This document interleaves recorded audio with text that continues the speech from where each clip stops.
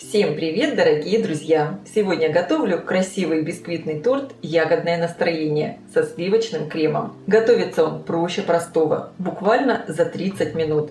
Это нежное и ароматное лакомство, которое никого не оставит равнодушным. Главное, что делает этот торт особенным, это влажные бисквитные коржи, пропитанные ягодами.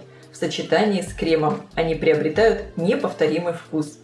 Рекомендую приготовить этот замечательный торт. Он украсит любой праздничный стол. Для приготовления теста мне понадобится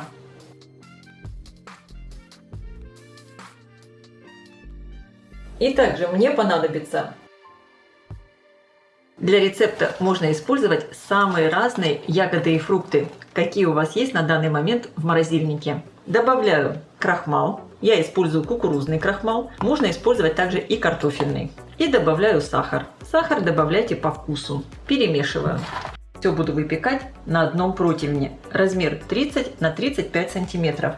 Выстелила его пергаментной бумагой, выкладываю сюда ягоды. Распределяю ровным слоем. Также старайтесь равномерно распределить сахар с крахмалом, который здесь остался на дне. Крупные ягоды клубники можно разрезать. Приготовлю тесто. В миску разбиваю яйца. Добавляю соль, чайную ложку экстракта ванили. Можно также использовать и ванильный сахар. Перемешиваю. Я использую яйца среднего размера, вес яйца со скорлупой примерно 65 граммов. Тесто здесь невероятно простое, готовится буквально за пару минут. Добавляю сгущенку. Перемешиваю. Вливаю растительное масло без запаха. Хорошо перемешиваю, просеиваю муку и разрыхлитель для теста. Перемешиваю. И тесто готово. Все очень быстро. Можно сказать, что это такой рецепт на скорую руку. Получается вот такое не густое тесто. Выливаю его сверху на ягоды. Стараемся распределять сразу все равномерно. Создается сейчас такое впечатление, что ягод много, а теста мало. Но тесто хорошо поднимется в духовке. Просто постарайтесь его распределить вот таким равномерным слоем сразу.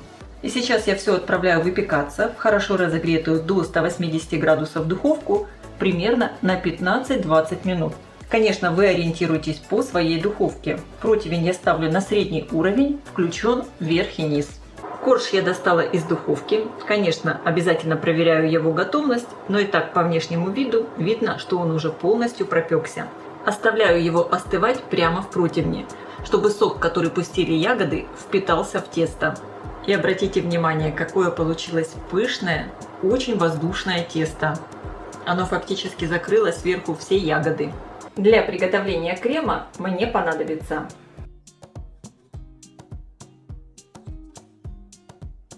в холодные сливки добавляю маскарпоне. Сыр маскарпоне также обязательно должен быть холодным. Всыпаю сахарную пудру и добавляю экстракт ванили. Примерно 2 чайные ложки. Хорошо все взбиваю миксером до плотности. В итоге получился вот такой очень красивый и нежный крем. Он достаточно плотный, будет хорошо держать форму. Бисквит полностью остыл. Накрываю его сверху вторым куском пергаментной бумаги и переворачиваю. Снимаю пергаментную бумагу. Вот такой замечательный пропитанный корж получился. И теперь при помощи разъемного кольца я установила диаметр 19 сантиметров. Разрезаю корж на коржи. Сначала я сделаю 2 коржа целых, продавливаю тесто и делаю второй корж, а третий корж я буду делать из обрезков.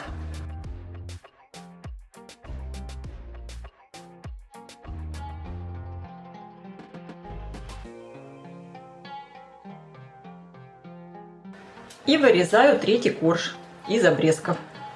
Здесь у меня кусочек не хватает, я его доложу.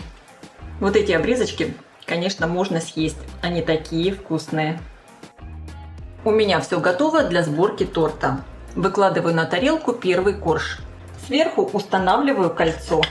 Также внутри я проложу все кусочками пленки плотной. Это у меня просто разрезанная плотная канцелярская папка. Так потом легче торт извлекать из формы. Зажимаю кольцо. Выкладываю сверху третью часть крема. и разравниваю. Сверху выкладываю следующий корж, который я делала из кусочков. Снова крем, разравниваю. И выкладываю третий корж. Только его я буду выкладывать ягодным слоем вниз. Прижимаю. Выкладываю оставшийся крем и разравниваю.